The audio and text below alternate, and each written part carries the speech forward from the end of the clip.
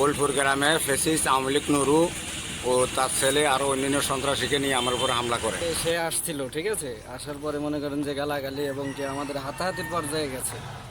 তো পরে এক পর্যায়ে যে পর্যায়ক্রমে বাইরে মানে ধাক্কাধাক্কির ভেতরে ফালাই দিছে বা মারতে গেছে। ধাক্কা দিয়া আমি ফালাই দিছে, এই হাতে মাথার ভিতরে থাপড় দিছে।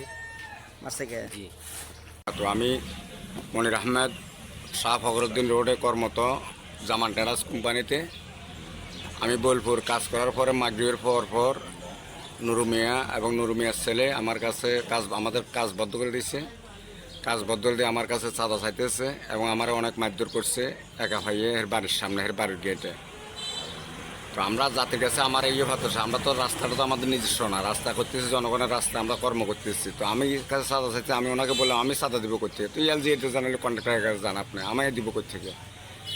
আমাকে অনেক মারধর করছে, আরও অনেক সন্ত্রাসী বাহিনী আনি আওয়ামী লীগের। আমি একা ছিলাম। মাগরিবের পরে আমার এই সন্ত্রাসী বাহিনীতে অনেক হামলা করছে, অনেক অত্যাচার করছে, আমার উপর অনেক গালিগালাজ করছে। তার মধ্যে আমি থানায় একটা জিডি করছি। কালকে সন্ধ্যার সময় কাজ করার সময় ওখানকার এক লোক আইসে আমাদের কাজ বন্ধ করে দিছে আর ওনাকে ধাক্কা দিচ্ছে।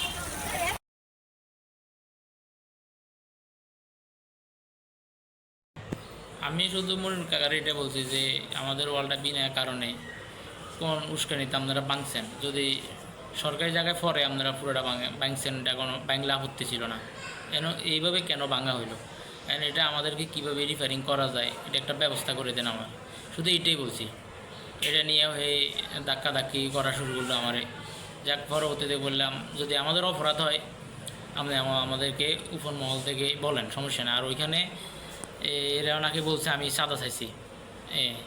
চাঁদা যদি আমি চাই, ওইখানে অনেক লোক ছিল, যেমন ইঞ্জিনিয়ার ছিল, কন্ট্রাক্টরের মানে পিএস নাকি ওনারা সবাই ছিল।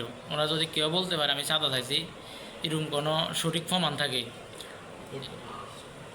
এরপর তাহলে আমি এটা করি না। আমি ওনার সাথে সব কিছু এভাবে সুন্দর মতনে শেষ, সবাই সবার মতো চলে গেছে। আমি করপাটি বাজার গেছি, যাওয়ার পরে এরা আতঙ্কিত এই 20-30 জন আসি আমার এই কিরিস লাডি A5 আর গাছের একটা ছিল ডাল মোটা, ওটা দিয়ে আমার মাথার উপরে বাড়ি দেওয়া হয়েছে হঠাৎ করে আতঙ্কের মধ্যে।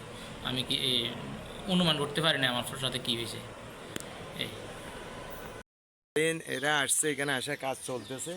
আর ওরা আমি জিজ্ঞেস করছি যে ভাই আমার ওয়ালটা তো পরে না, রাস্তার থেকে আরও 2 ফুট জায়গা এখনও বাকি রয়েছে। হ্যাঁ, এই কথাতে স্বীকার করতে রয়েছে না। আমি বললাম তো রাস্তা তো করছেন, এর পরেও তো জায়গা বাকি রয়েছে, আমার ওয়াল কেন ভাঙছেন? এবং অন্য অন্য জায়গাতে তো কথাও ভাঙার না, গ্যাসাই গেছেন, ফোর্সের জন্য ভাঙার না, আমার এটা ভাঙছেন কেন? উত্তেজিত। এখানে এর সাথে আমার কিছু বিতর্কিত কিছু কথাবার্তা হয়েছে। এরপরে এক পর্যায়ে এখানে আসছে, পানি আনছে, গরম ঠান্ডা পানি ইঞ্জিনিয়ার সব খাইছে। খাওয়াটার পর দেখলাম ওদিকে চলে গেছে। যাওয়ার পর 10 মিনিট বা আধা ঘন্টা পরে আমার ছেলের একটা লোকের দিয়ে ডাইকা নিয়ে বাজারে, এরপরে সহকারে আমার ছেলেটারে মায়েরা মাথা টাথা ফাটাইয়া এক জায়গাতে 11টা সিলাই, এক জায়গাতে 7টা সিলাই লাগছে, আর হাত ভেঙে ফেলছে। এইভাবে আমার ছেলেটারে ওইখানে উঠে নিয়ে 2 জায়গাতে মারছে। এখন আপনার ছেলে কোথায়? এখন আমার ছেলে সরকারি হাসপাতালে আছে। ভর্তি আছে? হ্যাঁ, ভর্তি আছে।